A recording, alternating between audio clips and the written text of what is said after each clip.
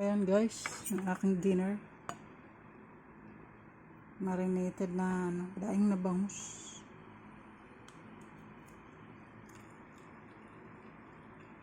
At syempre meron yung kanin.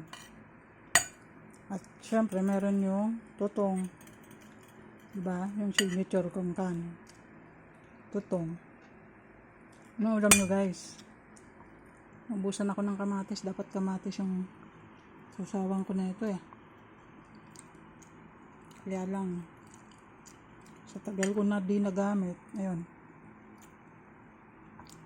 nasira na siya. Kaya hindi ako nag-i-stock na madami. Minsan kasi hindi naman ako makain na paggabi. So pag ganito lang na nagki-crave, so ayan, daing na bangus. Hindi ko alam mo anong lasa niya kasi binili ko lang sa palengke. Nakamarinade na siya. Tapos dinagdagan ko ng suka. Kasi mas masarap kung may maasim. So tara na guys. That's it. Dinner time.